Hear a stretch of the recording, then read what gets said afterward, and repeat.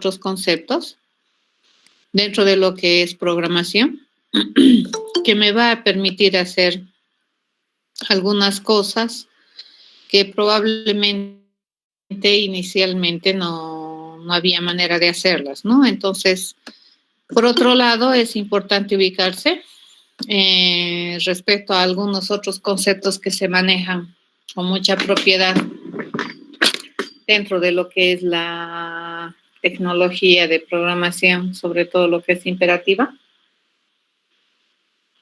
Y dependiendo de cómo nosotros entendemos estos conceptos y cómo es que estos están aplicados en algunas tecnologías, es que nosotros tenemos que saber manejar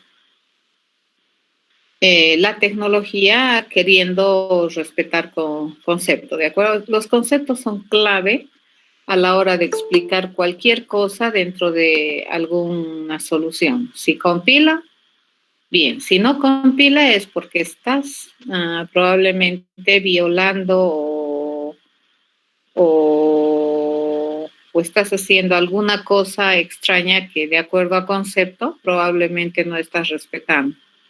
Por otro lado, hay algunos conceptos que si bien es cierto existen terminologías y todo existen dentro de lo que son los paradigmas, a veces las tecnologías no te las soportan todas, ¿ya?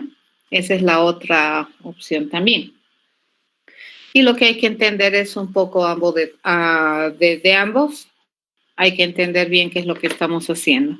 Bueno, la anterior semana habíamos visto que dentro de lo que es la asignación de memoria a los recursos que se tiene que usar por parte de un programa, pues nosotros habíamos visto que hay en algunas ocasiones que la cantidad de asignación de memoria que se te da a tiempo de declaración no cambia cuando vienen las siguientes instrucciones, como por ejemplo las asignaciones o usos, ya de las contenedoras. A ese tipo de asignaciones se le conoce como asignaciones estáticas. Y este vendría a ser el caso cuando se declaran variables o contenedoras que suelen ser primitivas, ¿ya? Pero en el caso de que nosotros trabajemos con contenedoras que son de tipo compuesto, le llamaremos, entonces estas asignaciones se las va a hacer a medida que se vayan encontrando otras instrucciones, ¿de acuerdo? Como por ejemplo la definición de tamaño en el caso de un arreglo o la definición de contenido en el caso de una cadena.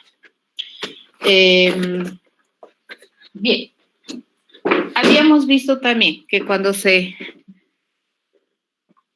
ejecuta un proceso al cual se envía una variable, ¿qué es lo que vamos a recibir en el parámetro formal? Lo que se recibe es una copia del contenido de la variable que están enviando como parámetro actual, ¿no es cierto? En este caso, ¿quién es el parámetro actual? A. ¿Y en N qué se va a recibir?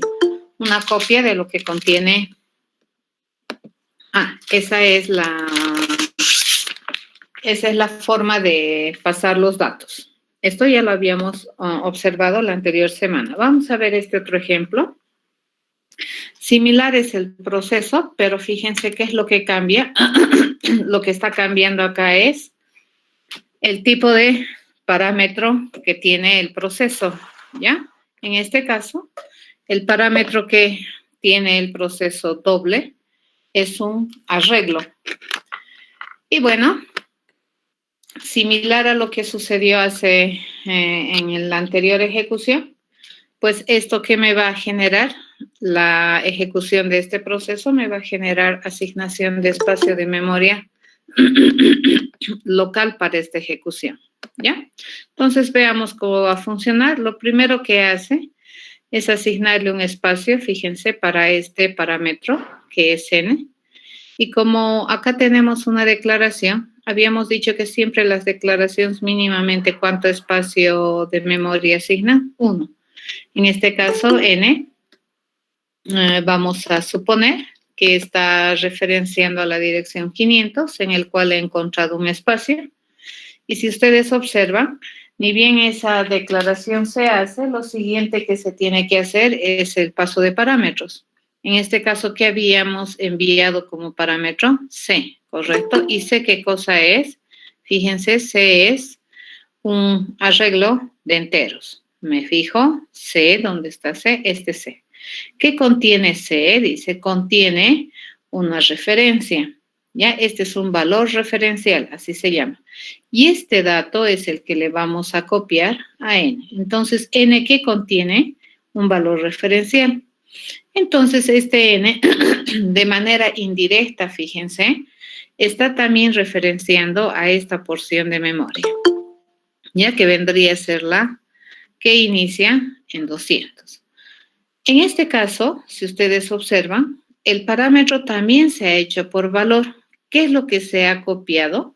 Se ha copiado el valor que tiene C, ¿en dónde? En el registro que le hemos asignado a n. Entonces, ¿cuál es la diferencia entre el anterior método que hicimos la anterior clase? Es que el valor que se copiaba en n antes era el valor de A, pero el valor de A, fíjense, ya es un dato en sí, es un valor de dato. En cambio, el valor de C, ¿qué cosa es? Es un valor referencial. Por lo tanto, n también está referenciando a la misma posición de memoria a la que referencia C.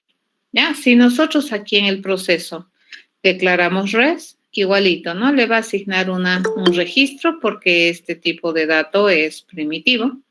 E inicialmente, ¿con cuánto va a iniciar su valor? En 0. Seguimos con la siguiente instrucción. En la siguiente instrucción, lo primero que va a hacer es calcular o evaluar la expresión y va a agarrar el valor de n sub 2. Entonces, n es 200. Sub 2, ¿a dónde entra acá? Que era 56, era antes, ¿no es cierto? 56 por 2 va a decir 112. E inmediatamente lo siguiente que hace es agarrar este valor de 56 y sumarle 1. Fíjense dónde está alterando el contenido de la variable en el arreglo que está referenciado por 200. ¿Ya? Al terminar este procedimiento, nosotros respondemos el contenido que tiene res. Y res que contiene 112. Por lo tanto, el resultado de esta llamada me va a decir 112. Pero una vez que terminamos, fíjense, una vez que se termina este procedimiento, ¿qué es lo que va a quedar? La memoria esta, fíjense, la suma que le hemos hecho a esa celda se mantiene aún después de haber terminado el proceso. A eso se le conoce, ¿no es cierto?, como que el valor que tiene o que mi arreglo ha sido pasado por referencia, así más o menos se habla, pero en realidad lo que a mí me pasa es el valor de la contenedora C. Y la contenedora C, ¿qué cosa es? Es una referencia. Entonces, cuando nosotros tenemos como parámetro a n acá, n también está haciendo referencia a esa misma posición de memoria o ese mismo bloque, ¿ya? Es por esa razón que todo lo que se haga dentro del método doble en el arreglo n también va a repercutir en el arreglo C, ¿ya? C también va a cambiar. Bien, ¿esto qué me tiene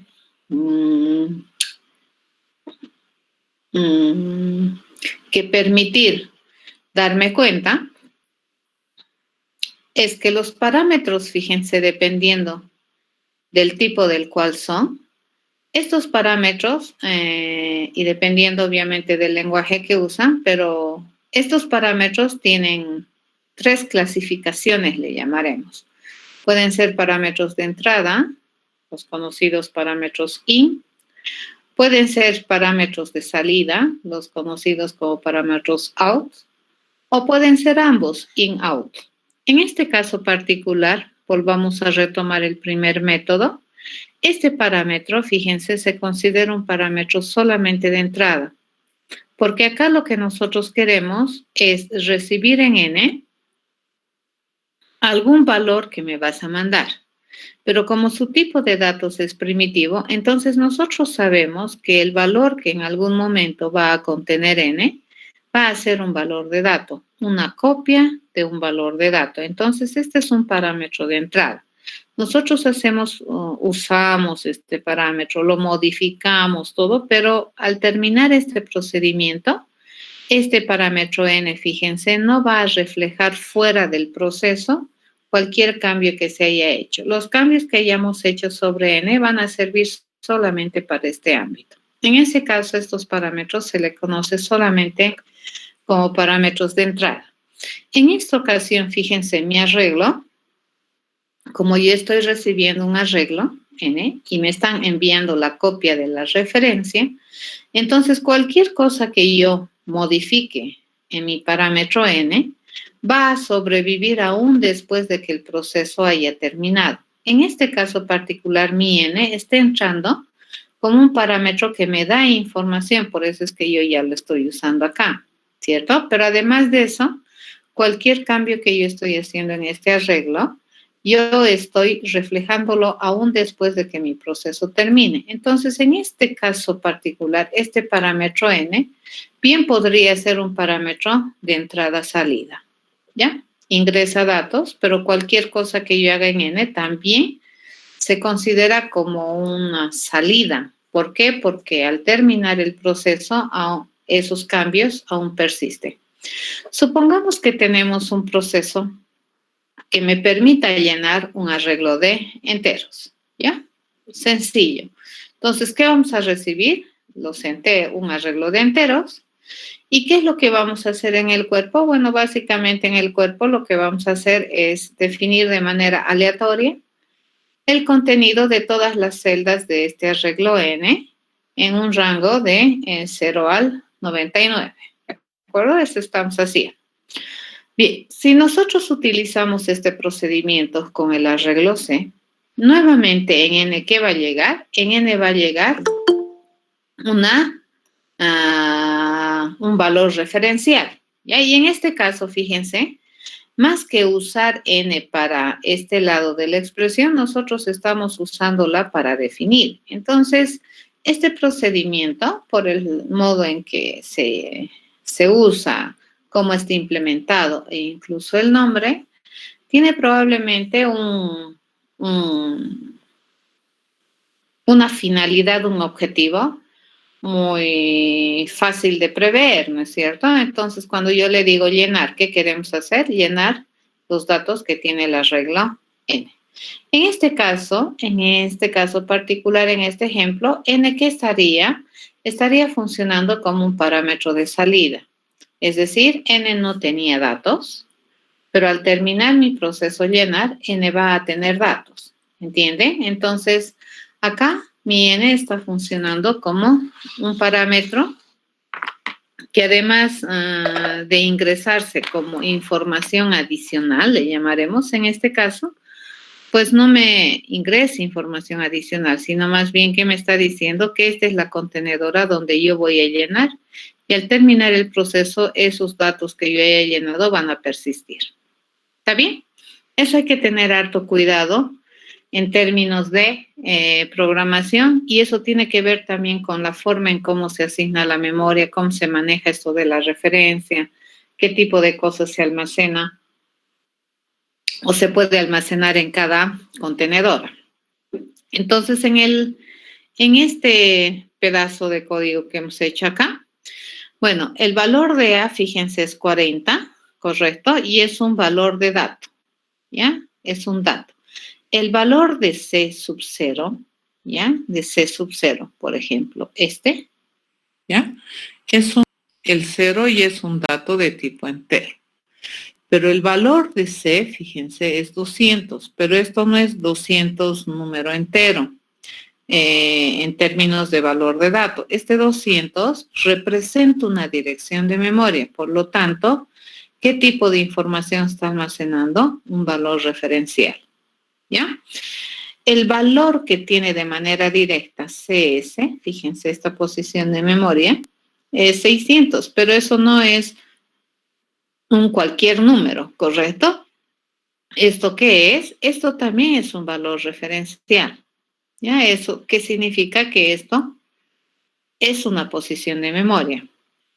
CS sub 0, en este caso que vendría a ser este, fíjense, es null, dice.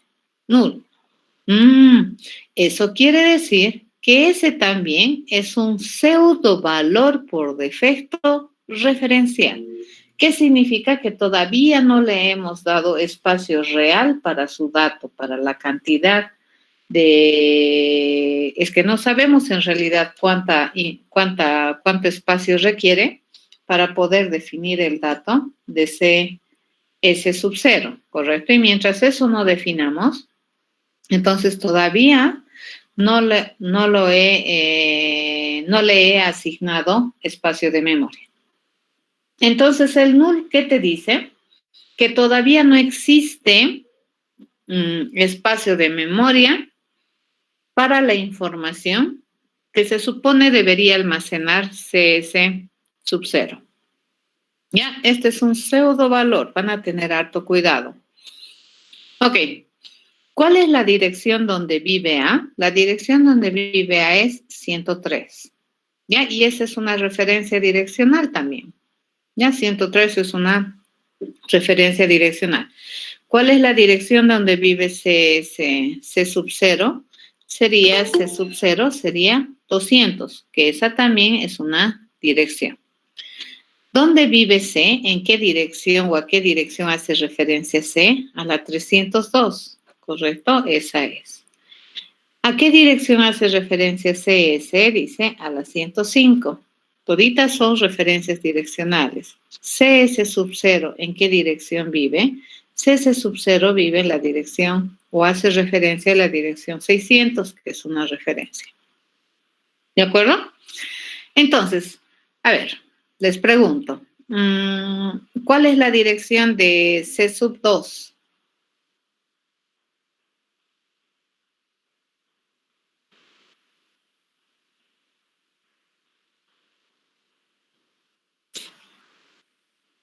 ¿Cuál sería la dirección de C sub 2?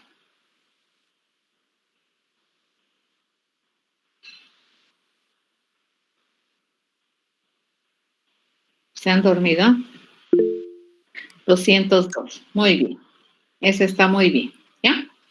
Pero el contenido de C sub 2 es 57, que es un valor de dato, ¿ya? Ok. Dentro de lo que es teoría, dentro de lo que es el concepto de parámetros, fíjense, nos vamos a meter a esta área que es parámetros. Existe este asunto de los parámetros por referencia, ¿ya? Pueden haber parámetros por referencia o pueden haber parámetros por valor. Lo que nosotros hemos explicado en tecnología Javera, toditos esos parámetros son por valor. El chiste es qué tipo de valor almacenan las contenedoras en Java. Ya, esa es la clave. No tiene parámetros por referencia así como tal, como definición Java, ¿de acuerdo? Pero esto sí existe como concepto, existen parámetros por referencia.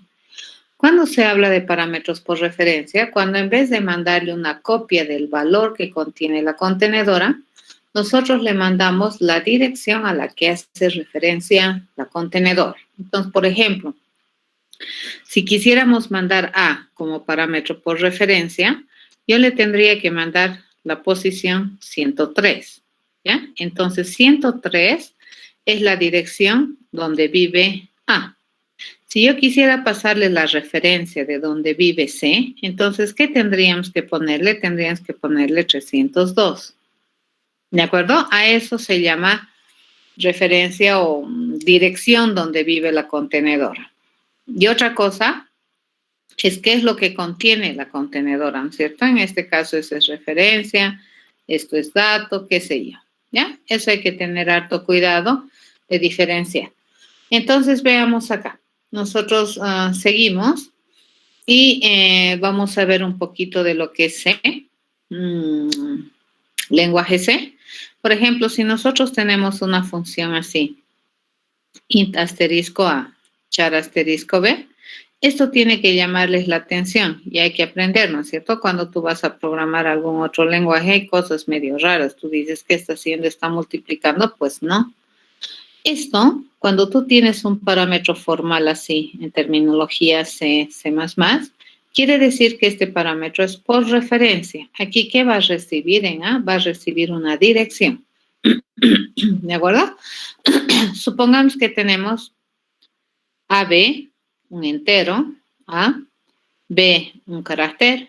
En A le ponemos 40, lo que está nomás aquí, ¿no es cierto? Y en B le ponemos la letra A. ¿Y qué me lo va a guardar? Me lo va a guardar el 65. Ya supongamos que nomás este es B y este es A.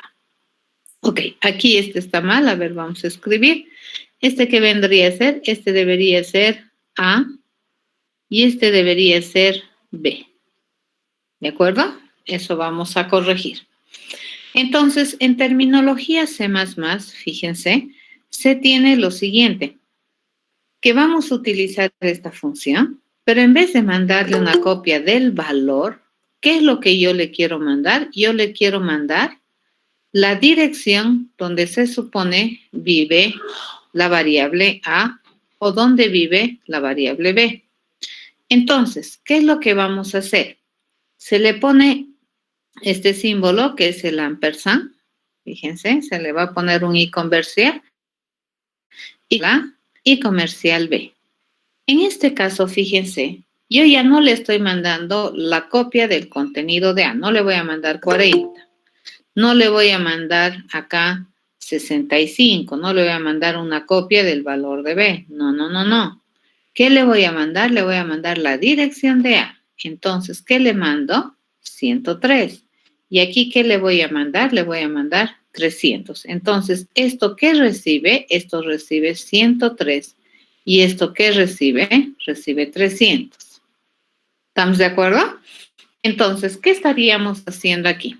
A ver, tal vez acá le vamos a cambiar de nombre, vamos a hacer algunos arreglitos. Por ejemplo, esto le voy a decir para que sea más fácil entender. Yo le digo esto que sea X, ¿ya? Y esto que sea Y, ¿de acuerdo? Para que no tengan el mismo este. Entonces, cuando tú me dices, te voy a mandar la dirección donde vive A, entonces quiere decir que X, fíjense, X también va a estar referenciando a 103. E Y va a estar referenciando o va a estar direccionando a 300. Ahora, supónganse que aquí yo le digo, le vamos a poner, qué sé yo, 60, ¿ya? Entonces, ¿qué es lo que va a hacer? Va a cambiar esta celda, 60, ¿ya? Al terminar este proceso, algún día cuando termine, y nosotros aquí le consultemos cuál es el contenido de A, le vamos a preguntar después de este proceso, fíjense. Entonces, ¿esto qué me debería responder? 60. A eso se llama parámetro por referencia. ¿Alguna pregunta?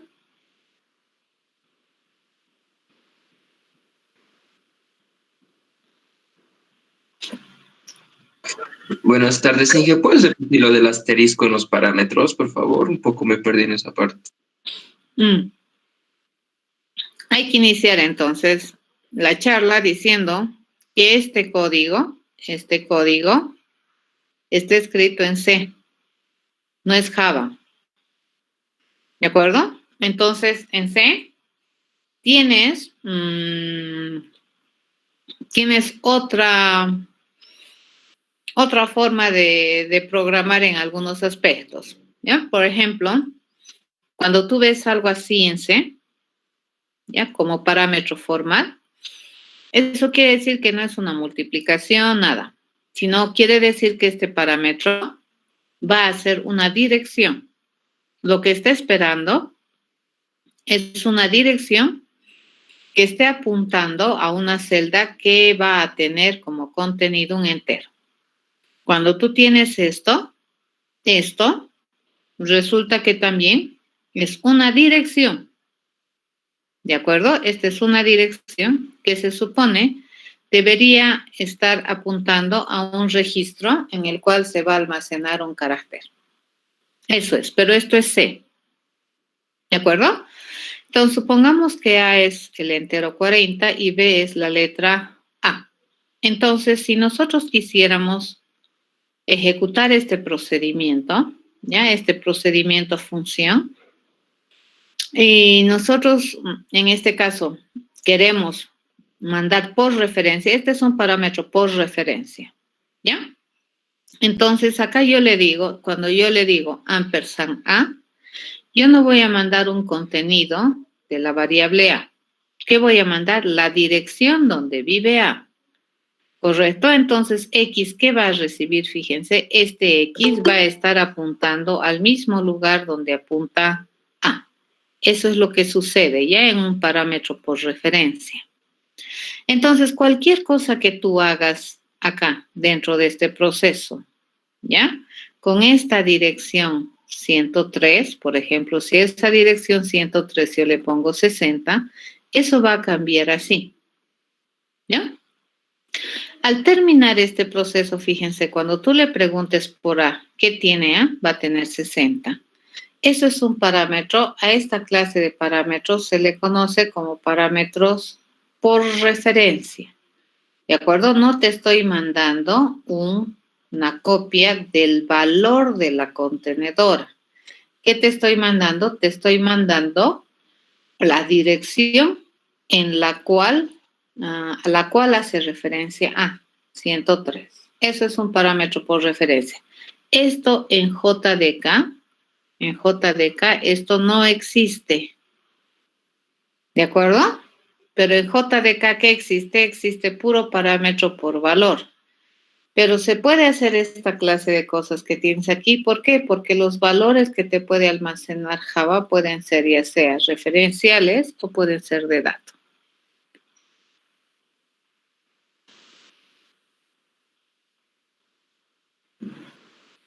Sí, X haría referencia al espacio 103 y en ese espacio está el valor de A, correcto, ¿ya? A ver, una cosa más. En C, por ejemplo, en el ANSI C, para leer una variable, tú tienes la función scanf, ¿ya? Y tú le tienes que mandar un formato. Por ejemplo, si yo quisiera leer qué sé yo, un entero, entonces le tengo que mandar un formato, es algo así. Ya le digo porcentaje de decimales y le digo quiero leerlo en A. Ya, esto me permite leer una variable de este teclado. Es una función, fíjense, no es una asignación. Es una función que se llama scanf y por aquí arriba puedo yo haber dicho int A, ya, algo así. Entonces, yo quiero leer el dato, un dato de este teclado, un dato numérico entero, y ese dato lo quiero poner en A. Entonces, supongamos, fíjense, supongamos que esta instrucción de asignación que nosotros tenemos aquí, esta que tenemos acá, o nos vamos a agarrar otra variable mejor para explicar sin estarnos tropezando con las otras, le digo D, ¿ya? Y yo quiero leer el valor de D, de este teclado. Entonces, por ejemplo, esta D, por norma es similar a esto, ¿no? Aquí va a ser. D va a estar referenciando a esta posición de memoria. Por defecto, fíjense, en ANSI C esto era basura. Aquí no hay nada, ¿ya? Como no has definido nada, eso es basura. Entonces, para leer de este teclado, tú usabas esta función que es scanf. Y el scanf, fíjense, es un procedimiento que recibe una cadena, ¿ya? Aquí va a recibir una cadena, así, string. Este es el formato. Y aquí va a recibir en este caso, un int asterisco W, le llamaremos. ¿De acuerdo? Y aquí lo que hace, fíjense, es leer lo que lee de teclado, lo va a poner en asterisco V. Ya, eso es lo que hace este proceso scanf. Entonces, supongamos que nosotros presionamos 5 y Enter, digamos, por teclado. Entonces, esto del teclado lo va a poner al registro al cual está direccionando W. Entonces, W, ¿a quién también está direccionando? A este mismo registro. ¿De acuerdo? Entonces, de estar teniendo basura, ¿qué va a pasar a tener aquí? 5. Eso es en C++. ¿Ya? Entonces, cuando vayan, o en ANSI C, perdón, en C estándar, cuando vayan a aprender algún lenguaje como por ejemplo C, esto probablemente es algo de las cosas que más confunde a un programador javero.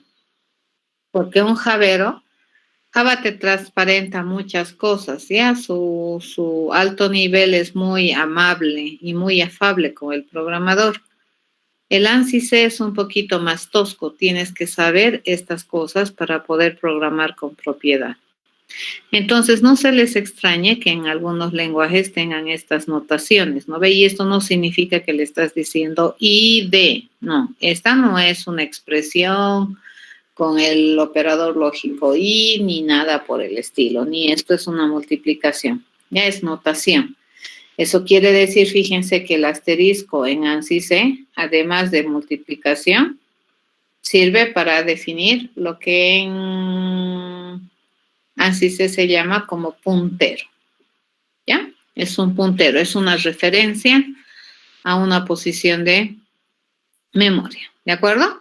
A esta clase de parámetros se le conoce como parámetro por referencia. Entonces, cuando hace esto C, ANSI C, quiere decir que lo que le estás enviando envía su dirección, no envía su valor.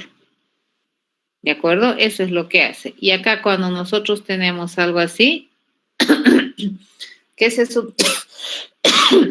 supone que está recibiendo? Una dirección. ¿De acuerdo? No está recibiendo un valor entero. Estos son los... Ay, Dios.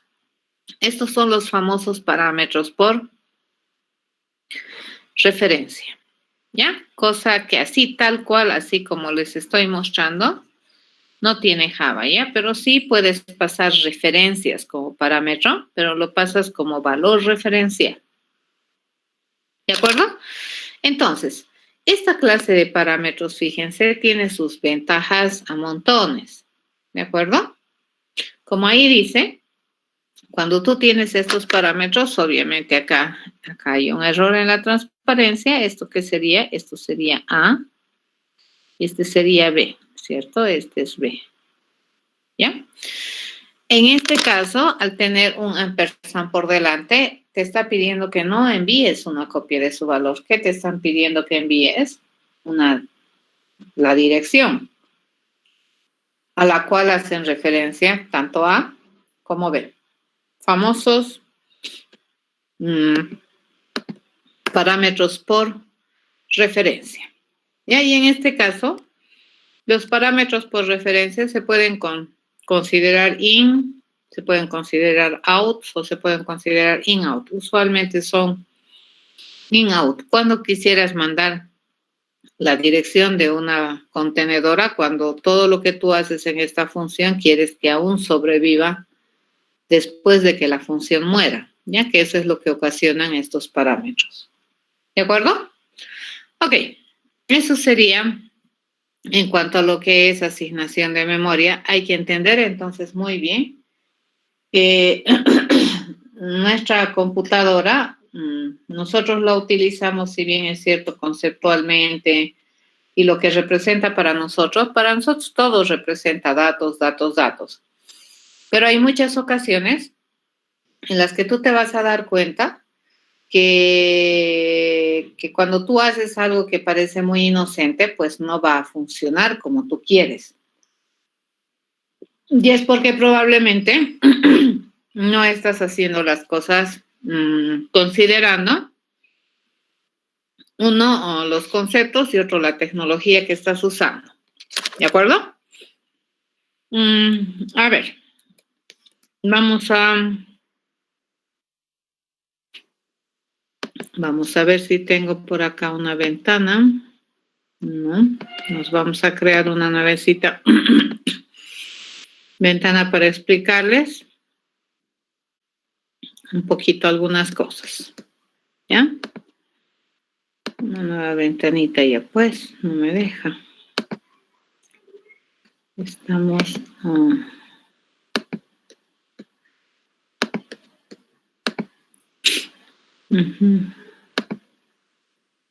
Ahora sí. Nos vamos a construir un champ. Uno nuevito. Y a ver, tenemos lo que voy a escribir a continuación. Vamos a tratarlo de entender bien. ¿Ya? Por ejemplo, nosotros podemos tener lo siguiente.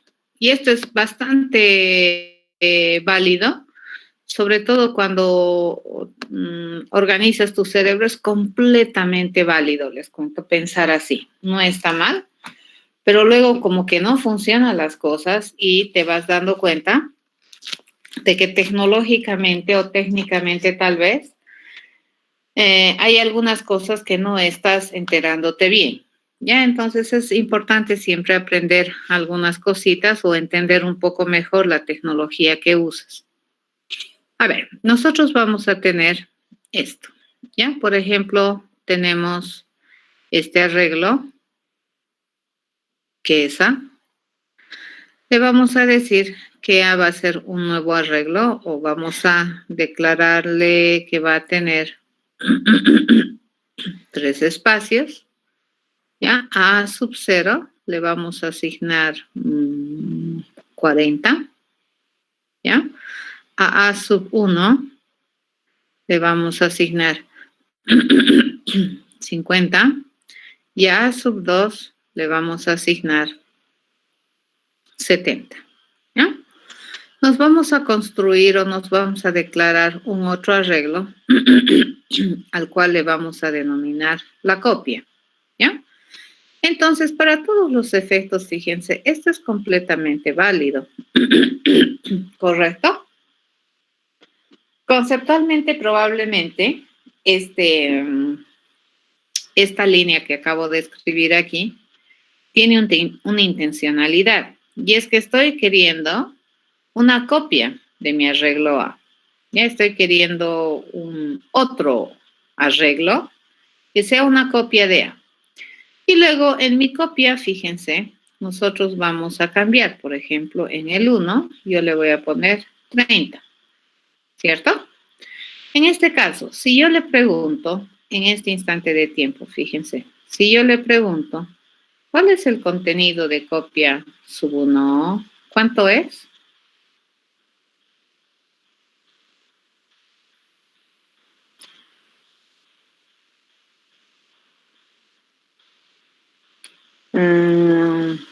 Copia sub 1, ¿cuánto es? 30.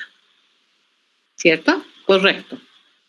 Pero si yo le pregunto cuál es el contenido de A sub 1, ¿qué me responde?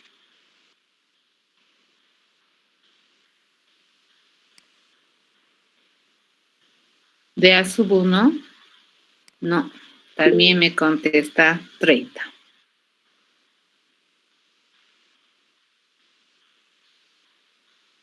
¿Ya? A ver, probablemente la idea, o sea, nuestra idea al hacer esto, o sea, foco, ¿no ves?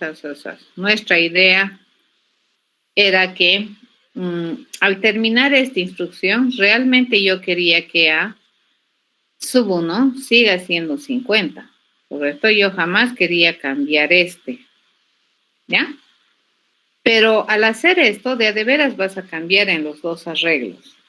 ¿Por qué es eso? Memoria nomás. Fíjense, yo le digo A, supongamos A es ahí en sí, ¿no ve? Inicialmente, ¿qué es esto? Null, ¿correcto?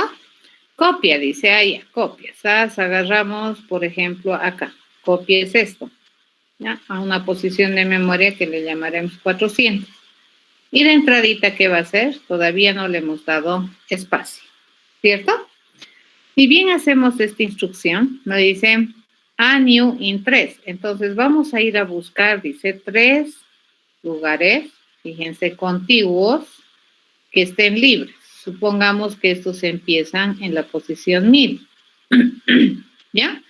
Entonces, fíjense, ya no va a ser nulo. ¿Qué cosa va a ser? Va a ser 1000. ¿Eso qué significa? Que esto está referenciando a esta posición de memoria. Cuando yo le digo a sub 0, 40, 40 se pone aquí. A sub 1, 50, 50 se escribe ahí. Y a sub 2, 70, 70 se escribe ahí. ¿Correcto? Vengo a esta instrucción y yo le digo, el contenido de A, ponlo como copia o pon una copia del contenido a copia. Agarramos el contenido de A, ¿cuánto es? 1000. Ese contenido ponlo como contenido de copia, ¿correcto? Eso vamos a hacer. Entonces, ¿esto cuánto es? 1000. Pero 1000 es un valor referencial, por lo tanto, copia también está apuntando aquí. ¿Correcto? Cuando yo le digo copia sub 1, ¿a dónde estamos entrando? A esta posición de memoria. ¿Y qué le digo? Quiero que ahí ya le pongas 30. ¿Correcto? Entonces, cuando yo le digo copia sub 1, ¿qué me devuelve? 30. Cuando yo le digo a sub 1, ¿qué me devuelve? 30. Eso es lo que está pasando.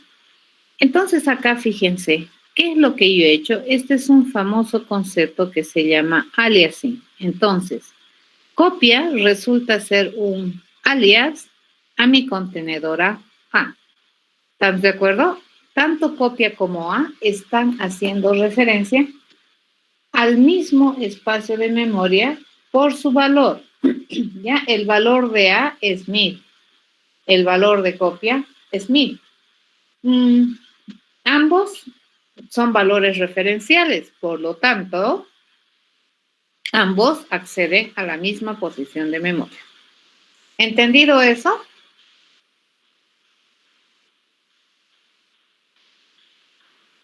¿Han entendido?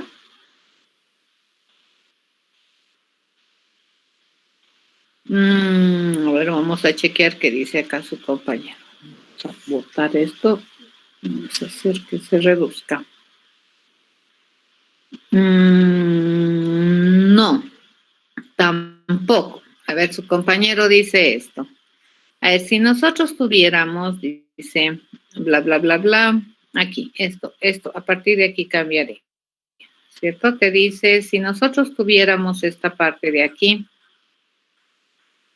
ya no le digo copia A, sino le digo, su compañero propone hacer esto, copia, igual, a new int, dice, ¿ya? New int de 3,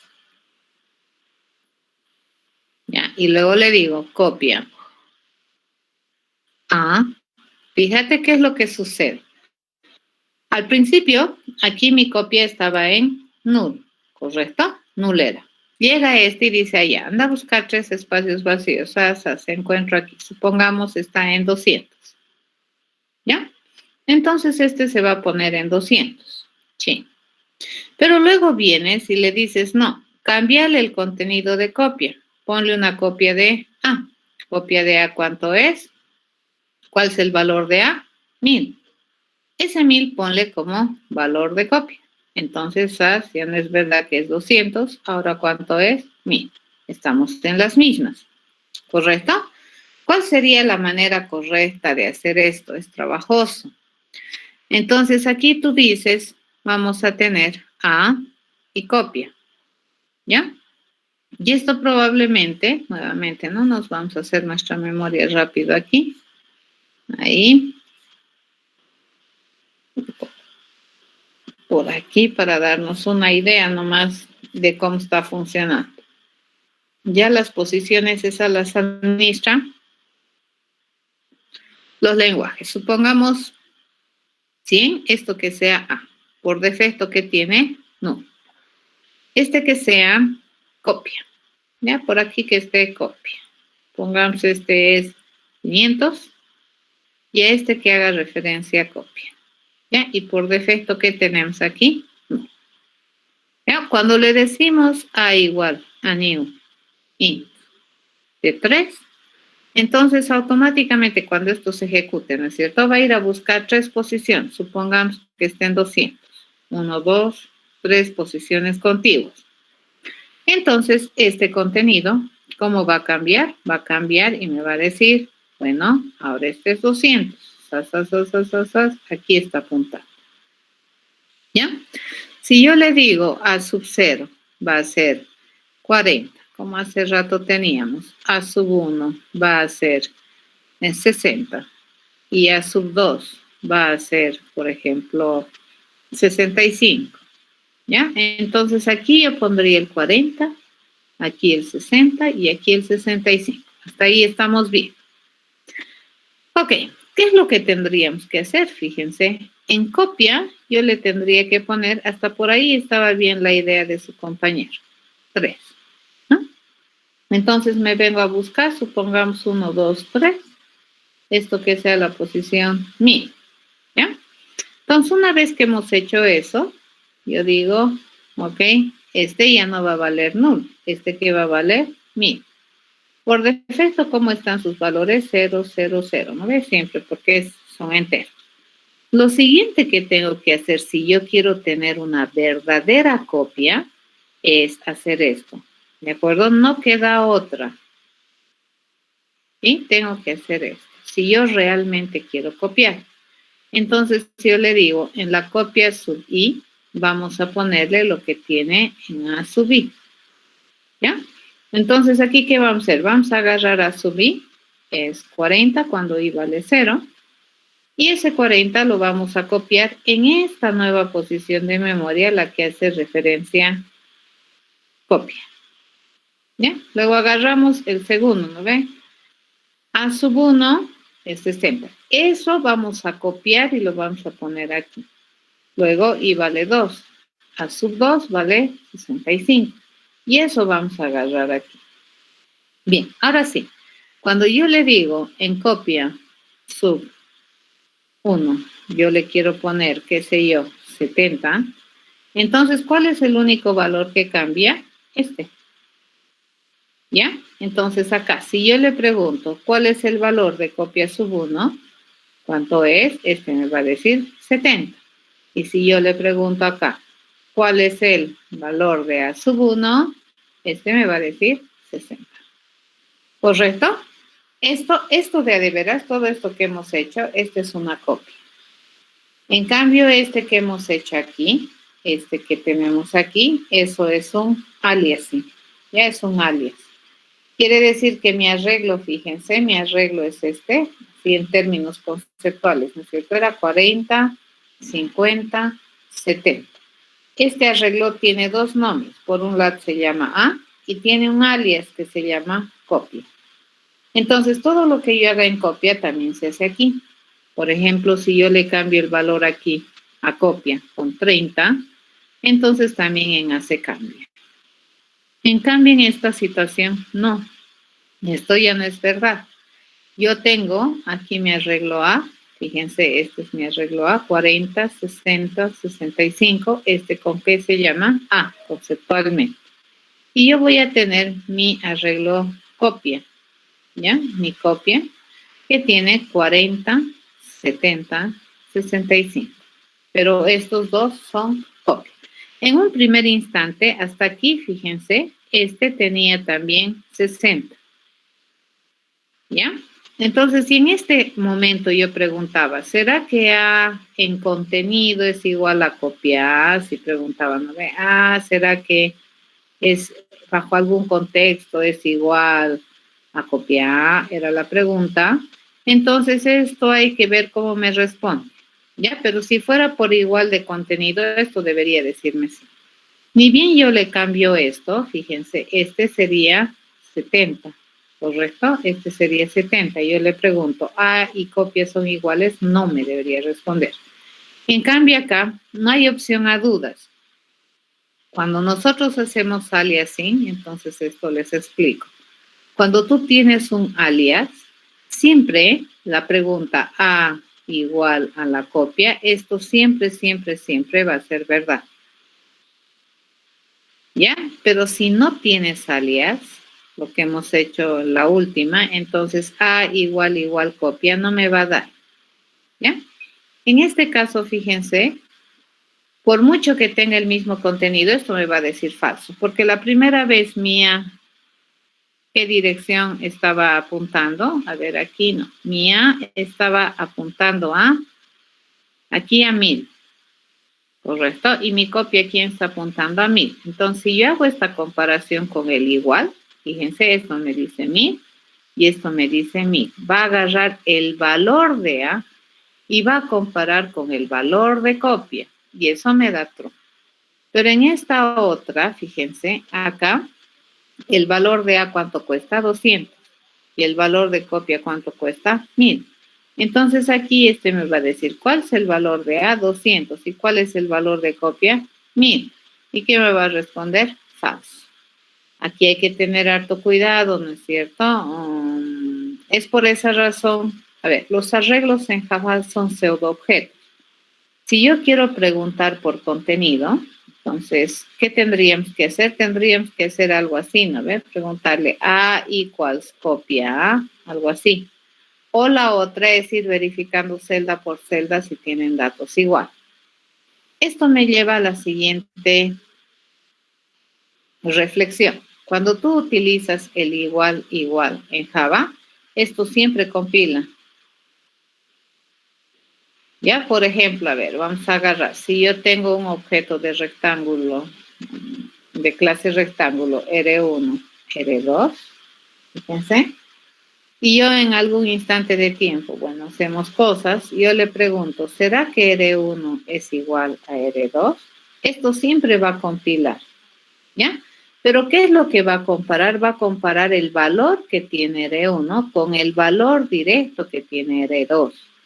Y estos valores directos, ¿qué cosas son? Son referencias. Entonces, si R1 es alias de R2, esto me va a decir true. Pero si no es, me va a decir falso. ¿Ya? A ver, vamos a hacer un ejercicio en objetos. Los objetos por norma son tipos de datos compuestos, ¿no es cierto? Entonces, hay que tener harto cuidado. Cuando tú agarras y declaras un objeto, el dato que va a tener la contenedora en tiempo de ejecución, la primera vez va a ser un pseudo valor referencial. ¿Eso qué quiere decir? Null. ¿Ya? Y el null, ¿qué significa? Que todavía no le hemos asignado espacio de memoria efectivo para almacenar algún dato particular. ¿Ya? Pero ya hemos reservado, digamos, por lo menos un espacio.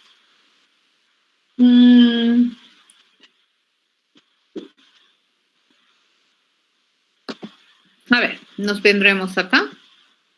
Nos vamos a hacer un nuevo proyecto.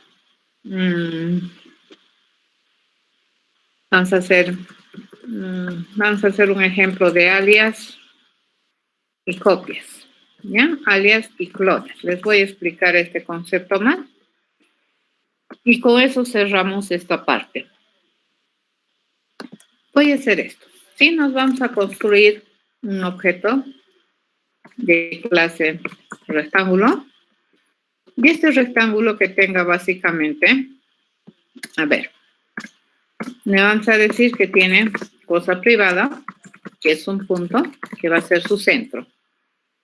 ¿Ya? Vamos a darle dos cosas, que son la base y la altura. Entonces, todo rectángulo, yo lo puedo construir con un constructor que vamos a definirlo así. ¿Ya? Vamos a tener tres cosas, el centro, la base y la altura. ¿Ya? Entonces, el centro lo vamos a definir con C, la base con B y la altura con A. ¿Ya? Sencillo. El constructor. Le vamos a enseñar a calcular el área. ¿Correcto? ¿Y el área qué es? Dice, es la base por la altura. ¿Correcto? Le vamos a enseñar, por ejemplo, a decir su centro. ¿Ya? Le vamos a permitir obtener su centro, famosos métodos dadores. Entonces, básicamente, centro. ¿Ya? Le vamos a decir cómo es encapsulado el centro. Le vamos a permitir moverse, ¿ya? Le vamos a permitir desplazarse en X, por ejemplo, al rectángulo, si le quiero cambiar de lugar. Y que le vamos a mandar un delta. ¿Ya? Y acá nosotros le vamos a pedir al centro, fíjense, que se vaya a desplazar en X, ¿en qué unidad? En delta unidad. ¿De acuerdo? Va a cambiar su centro. Lo mismo vamos a hacer con su, le vamos a enseñar a desplazar su centro, pero en Y. ¿Ya? Y vamos a hacer interacción, delegación de responsabilidades. Y le pedimos hacer eso. Obviamente esto no va a compilar, a menos que aquí construyamos objeto de clase punto. ¿Correcto? Entonces tenemos un punto. Dice este punto, fíjense, tiene dos cosas que van a ser privadas. ¿De acuerdo? Que es el X, el Y. Vamos a construir un punto. Y básicamente, ¿qué es lo que le vamos a enviar? Le vamos a enviar un nuevo X, un nuevo Y. X va a ser igual a NX, Y va a ser igual a NY, y ya estamos. ¿Ya? ¿Qué debería permitir hacer? Debería permitir desplazarse. Ya vamos a desplazar, dice, en X, este punto, y lo único que recibimos es un delta de desplazamiento, y básicamente, ¿qué vamos a hacer? Le vamos a sumar ese delta a X sin chistar, ¿de acuerdo? Pero obviamente desde afuera, esto no se debería poder hacer, siempre se debería hacer con permiso del punto, ¿correcto? Eso estamos haciendo. Entonces, a ver, compilaremos y ya tengo cosas interesantes. Vamos a ir haciendo escenarios. Ya vamos a hacer una clase de prueba. PP le vamos a llamar por el momento.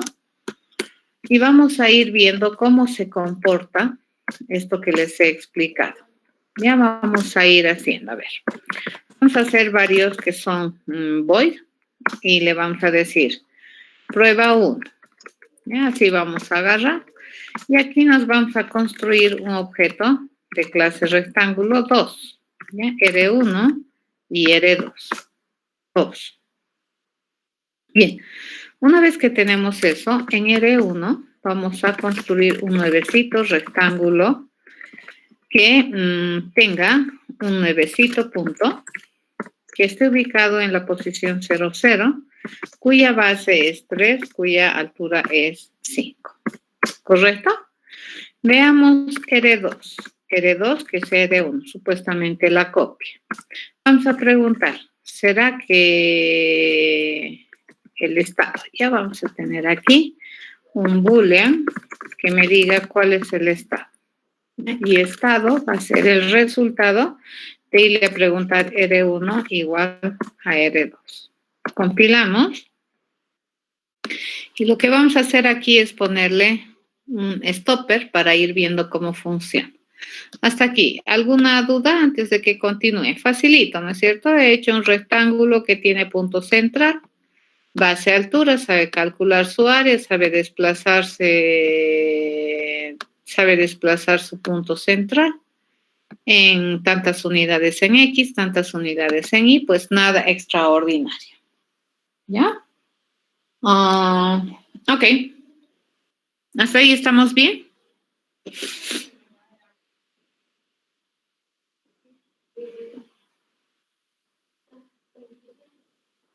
Ya. Muy bien. Ok. Seguiremos entonces y vamos a ir entendiendo, fíjense, mucha notación que maneja también BlueJ. BlueJ trata de ser muy amigable con la persona que está aprendiendo a programar. A ver, vamos a construirnos un objeto de clase PP y le vamos a hacer su método de prueba. Fíjense, no tiene variables estáticas, ¿ya? No tiene atributos, lo único que tiene son variables locales. Vamos a hacer. Ni bien pasa esta, fíjense, rectángulo R1, dice tiene una referencia a un objeto, ¿ya? Y este es el objeto. Si ustedes observan, el objeto dice se compone de un punto. Cuando tienes tú una flechita así, fíjense, ¿qué es lo que contiene R1? Una referencia a un objeto. ¿Qué cosa? Referencia. ¿De acuerdo? Cuando tú haces doble clic ahí, esta flechita, ¿qué significa? Que también es una referencia a un objeto. Hacemos doble clic ahí y ahí tenemos, fíjense, que el punto en el que había estado emplazado este rectángulo R1, ¿ya? Es en el 0, 0. Hasta ahí nada novedoso, ¿correcto? Hemos construido mi rectángulo con base 3, altura 5, en el punto 0, 0. Continuaremos. R2, fíjense, voy a hacer doble clic aquí. R2 es la referencia a un objeto. Hago doble clic aquí y fíjense, es este mismo objeto. No me ha abierto otro espacio. Yo hago clic aquí. Nos vendremos acá nuevamente. ¿Ya? Es este. Hago clic aquí y me da ese punto. Hacemos esto, es este. ¿De acuerdo? O sea, los dos objetos, tanto R1 como R2, son el mismo objeto. Vamos a evaluar esta expresión. Y obviamente me dice R1 y R2, true. ¿Correcto? ¿Por qué? Porque ambos están haciendo referencia a la misma posición. Sus valores son el mismo.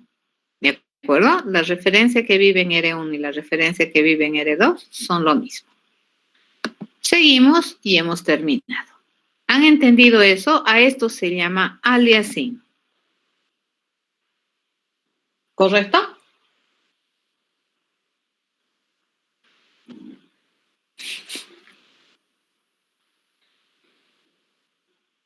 ¿Sí? Ahora, fíjense, acá yo le voy a hacer otra prueba más. Una prueba más de fuego. Yo le digo, R1, quiero saber si R1 es igual a R2. Entonces, cuando preguntamos con el igual, ¿qué estamos preguntando? Si es el mismo, ¿ya? Y cuando preguntamos con equals, estamos preguntando si son iguales, pero no necesariamente el mismo. Entonces, compilaremos esto y ejecutaremos. Y veamos cómo funciona, ¿ya? Nos venimos aquí a PP y vamos a ver qué es lo que hace, ¿ya? Le pido PP y misma idea, ¿no es cierto? Mi objeto es ese, que está emplazado en el punto 0, 0, ¿ya? Seguimos, hacemos R2, dice, es este mismo objeto. Le pregunto, ¿será que son el mismo? Sí. ¿Será que son iguales? Sí. ¿Ya? También me ha respondido true, no ha cambiado. Ok. ¿Todo objeto sabe decir si es igual a otro? Sí sabe. ¿Ya? Y por defecto, ¿cómo es la implementación de este equals? Te responde true si ambos son el mismo, por defecto. Ok. Verán, entonces en este caso, fíjense, ¿qué es lo que nosotros estamos teniendo? Un aliasing, pero si yo quiero tener una copia del rectángulo, realmente quiero que R2 sea una copia de R1, entonces tenemos que cambiar un poquito el asunto. Y aquí entra un otro concepto que se llama clonación en programación orientada a objetos. Ya vamos a hacer el PP2 y le decimos, en vez de pedirle que esto sea así, yo a R1 le voy a pedir que se vaya a clonar. Correcto, le digo R1, oye, clónate. ¿De acuerdo? Y luego vamos a ver cómo funciona. Ok, ¿qué es la clonación? La clonación, ¿sabe, no ve qué es la clonación? Cuando ustedes más o menos han nacido, de moda estaba esto del concepto de la clonación. Ya, la famosa oveja doll y demás cosas. Que podías conseguir otro objeto idéntico, ¿no es cierto? En cuestión de cadena genética a un original. Entonces, lo que nosotros vamos a hacer es una clonación. ¿Ya? Entonces, ¿este qué me va a responder? este me va a responder un rectángulo, ¿de acuerdo? Y el proceso es clon. Entonces, ¿qué es lo que vamos a hacer? Lo que vamos a hacer es construirnos un nuevo rectangulito y le voy a decir, vamos a retornar un nuevecito rectángulo, fíjense, con la misma información que tiene este rectángulo que estoy queriendo clonar. Entonces le digo, le voy a mandar mi centro, ¿ya? Le voy a mandar B y le voy a mandar la base y le voy a mandar la altura. ¿Estamos de acuerdo?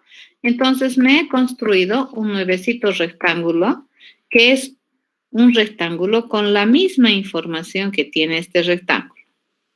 ¿De acuerdo? Estoy construyendo un clon, entre comillas. Ok, veamos aquí. Y le digo, a ver, veremos cómo funciona mi clon. ¿Ah? Le vamos a poner acá, compilaremos esto. Ahora sí, le ponemos un stopper por aquí y nos venimos nuevamente a probar. ¿Ya? Y en esta ocasión vamos a ejecutar el 2. Nuevamente, ¿ya? Hacemos ejecución, dice, ahí. R1, ¿quién es? Este objeto. ¿Qué tiene punto? Este. ¿Estamos de acuerdo? Pongan mucha atención en las cajitas, ¿ya? Cómo se van abriendo. Muy bien, una vez que tenemos eso, dice, seguimos con el paso 2. Nos fijaremos que es R2. R2, fíjense, ya es otro objeto. Ya no se ha venido acá. ¿Ya? Y le digo, ¿y cuál es el punto de este objeto? Se ha venido aquí. Fíjense, el punto del centro del R1 es este y el punto del centro de R2 también es este, ya, pero por lo menos la base y la altura ya están diferentes, ¿correcto? A ver, si yo le pregunto si estos dos son iguales, ¿qué me debería responder? Falso, porque este ocupa un espacio de memoria y este otro espacio de memoria. Entonces, si hacemos eso, falso. Si yo le pregunto si este y este son iguales, ¿qué me debería responder? Fíjense, tienen la misma base, tienen la misma altura, es más, tienen el mismo punto, ya ni siquiera es igual, es el mismo, debería responderme true, ¿correcto? Esta combinación. Hacemos eso y me responde falso. ¿Qué es lo que tenemos que hacer? ¿Qué han observado? ¿Por qué es eso? ¿Alguien me puede decir?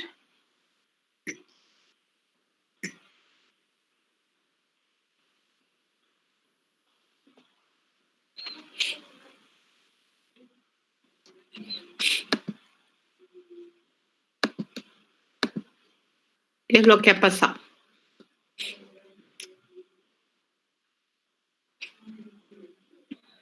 Aquí definitivamente R1 y R2 ya no es un alias, ¿no es cierto? Pero en contenido tenían la misma cosa.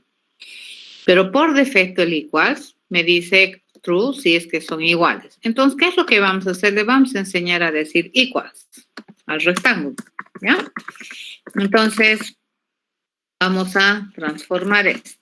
Y le digo equals. ¿Y qué recibe este? Este va a recibir otro rectángulo, ¿ya? Este es el otro. Cuando se dice que son iguales, le voy a decir, son iguales cuando tienen sus tres datos iguales. Entonces le digo, ¿será que el centro, fíjense, es equals al centro del otro? ¿Ya? Y además le digo, ¿será que la base es igual a la base del otro? Y además le digo, ¿será que la altura es igual a la altura del otro? Le pregunto, ¿ya? Y no me da errores. A ver, ahora sí, volvamos a hacer esto y vamos a ver si me responde bien, ¿ya? Por lo menos queríamos saber si es que la igualdad me iba a responder bien. Seguiremos, dice, ¿no es cierto? Este es el rectángulo 1 que tiene este punto. ¿De acuerdo? Este es el rectángulo 2 que tiene este punto. Ahí estamos bien. Si yo le pregunto si son lo mismo, falso. Pero si yo le pregunto que son iguales, se me devuelve true. Está bien. El equals me está evaluando ya por contenido. Vamos bien. Está lindo, dices, ¿no? Entonces acá, a ver, A R1, como ya es una copia, dices, a R2 mejor. A R2 le vamos a pedir desplazarse, ¿ya? Le vamos a decir, oye, desplázate. Quiero que te desplaces en X hacia el punto 5. ¿Correcto? Hacemos eso. Compilamos, volvemos a hacer esto y veremos qué es lo que va a suceder, ¿ya? Cuando nosotros nos desplacemos, entonces empezamos a ver cómo se comporta. Fíjense, tengo mi rectángulo 1, que es este, cuyo punto es este, ¿cierto? Ese es su centro del rectángulo 1. Seguimos. Este es el rectángulo 2, es otro objeto, cuyo centro es este. Cuando le pido si son lo mismo, me dice no. ¿De acuerdo? Si yo le pregunto, ¿son de igual contenido? Sí. Si yo le digo en el rectángulo R2, ¿qué es esto? Anda a reemplazar o anda a desplazar su X en 5, veamos qué es lo que va a suceder.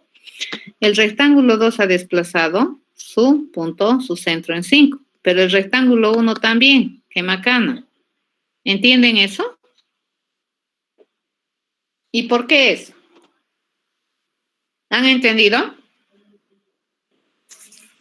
He desplazado el centro de mi rectángulo 2, pero también se ha desplazado el centro de mi rectángulo 1. ¿Por qué?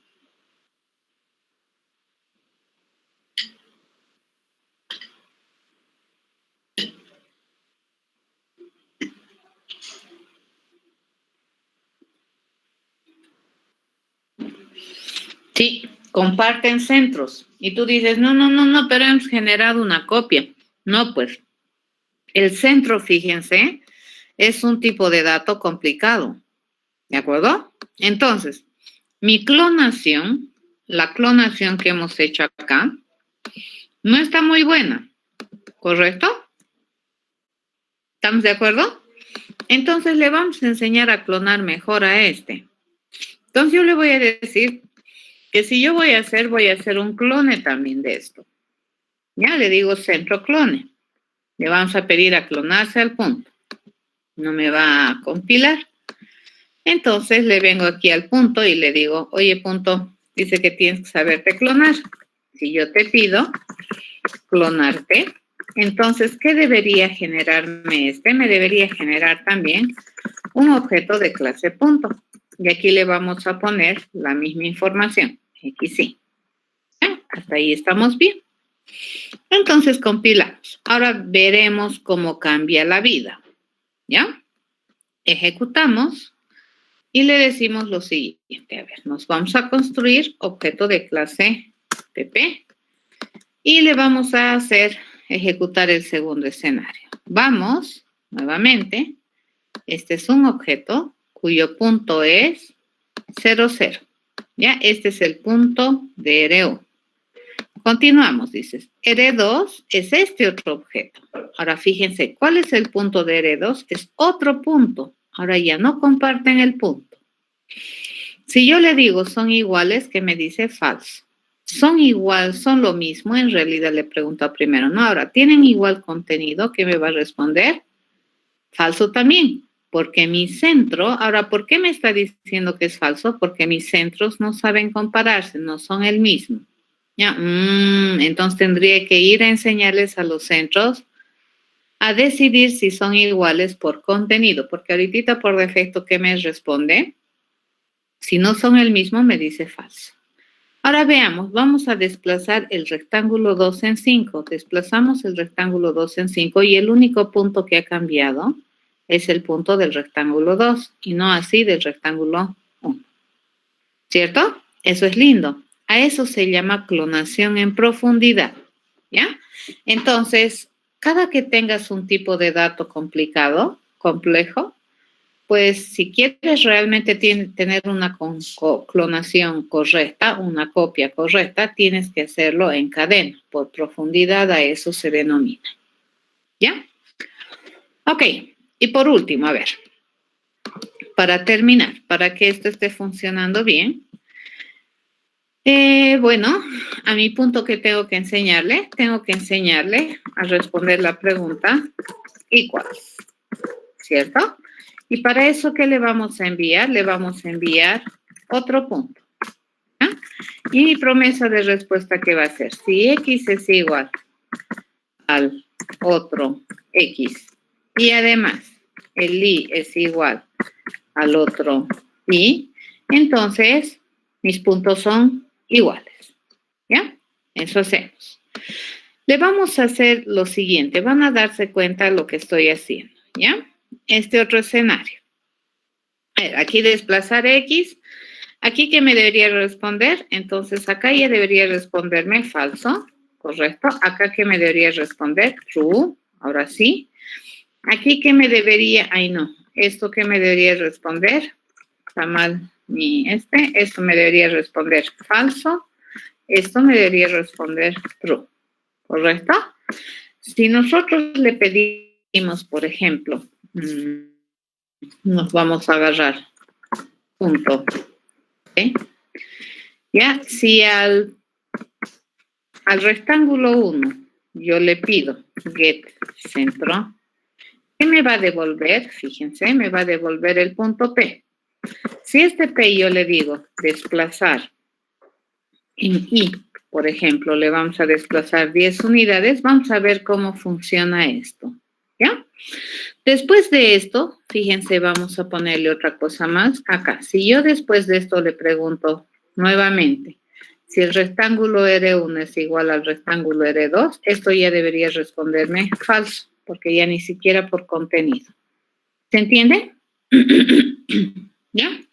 Ok, venimos acá y hacemos nuestra ejecución. Nuevamente, le ponemos un punto de quiebre y empezamos ejecución. ¿Bien?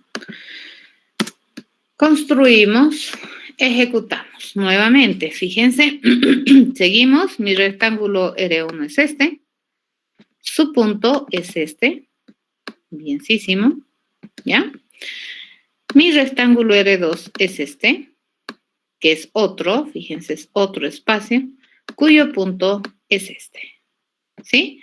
Si en este instante de tiempo yo le pregunto si son iguales, si son el mismo, me responde falso, correcto. Si le pregunto si tienen igual contenido, que me ha respondido true, correcto. A mi rectángulo R2 le pido desplazarse en 5, ¿y cuál punto nomás cambia? Este. Si en este instante de tiempo yo le pregunto R1 es igual a R2, ¿tienen igual contenido? ¿Qué me debería responder? Falso, correcto, porque los puntos ya no son iguales. ¿Ya? Vamos a pedirle que punto sea el centro de P. Fíjense, le estoy pidiendo a R1 que me dé su punto. Miren, nuevamente, ¿a dónde está haciendo referencia P? Aquí. No ha creado una copia. Mucho cuidado. El punto central en el objeto rectángulo es privado. ¿Ya? Y acabo de robarle su privacidad. Ahora, fíjense, yo le voy a cambiar al punto P y lo voy a desplazar en 10. Y fíjense qué va a hacer, me lo ha movido a mi rectángulo sin permiso. ¿Estamos de acuerdo? Eso no es lindo. Si tú quieres realmente controlar todo como rectángulo, entonces, ¿cuál sería el arreglo que se tendría que hacer? Obviamente, esto va a depender de qué es lo que quieres programar, ¿no es cierto? Este tu get centro, fíjense, ¿qué me está devolviendo? El valor referencial de centro. ¿Eso qué significa? Que estoy habilitando aquella contenedora que recibe esta información a hacer cambios en el centro de este rectángulo sin hacer uso de las prestaciones de servicio que resguardan la integridad de este atributo. Eso es medio complicado. Si tú quieres realmente resguardar bien, entonces aquí tú jamás le mandes el aliasing a tu centro, sino mandarle una clonación. ¿Correcto? Hacemos eso, compilamos y ahora fíjense cómo va a funcionar. Obviamente, cualquiera de las opciones que estoy haciendo, hay que sacarle provecho, ¿no es cierto? A veces me va a gustar que me devuelvas el clon, a veces me va a gustar que no me devuelvas el clon. Depende mucho. ¿Ya? En este caso, fíjense, este es el punto de R1. Continuamos. Este es el rectángulo R2. Y este es el punto de R2. ¿Ya? Hasta aquí no hemos cambiado. Eso funciona bien, funciona bien, funciona bien. ¿Qué es lo que hemos cambiado? Este get centro. Fíjense, cuando yo ahora le digo punto, este es otro punto. Ya no es este. Es otro punto que es imagen y semejanza de este. Si yo a este punto le pido desplazarse en 10, aquí se va a mover, no va a alterar el centro de mi rectángulo. ¿Entendido? Diferencia entre clonación, aliasing, clonación por profundidad. Hay que tener mucho cuidado. ¿Alguna pregunta?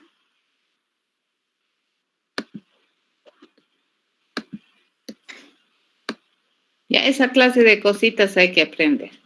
Por eso es que yo les decía, vayan a implementar lo que eran las permutaciones, combinaciones. Ese es un ejercicio muy interesante en el cual tú vas a... Te puedes estar rompiendo la cabeza durante 5 horas pensando que tu razonamiento no funciona.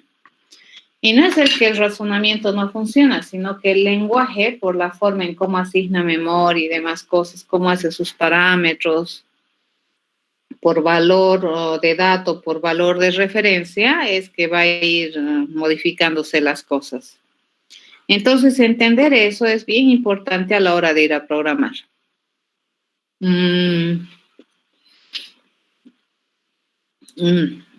Cada que aprendas un nuevo lenguaje de programación, esta clase de cosas tienes que aprender, ¿de acuerdo? Cómo trabaja con los parámetros por valor, parámetros por referencia, que conceptualmente existen, soporta, no soporta, si mandamos como parámetro un tipo de dato complejo, ¿cómo es el valor directo o es valor referencial o qué hace? Manda la indirección, manda el puntero, qué sé yo. Todo eso tienes que ir a averiguar cuando aprendes un nuevo lenguaje de programación. ¿De acuerdo? Ok. Entonces, hasta aquí habríamos terminado esta parte de lo que es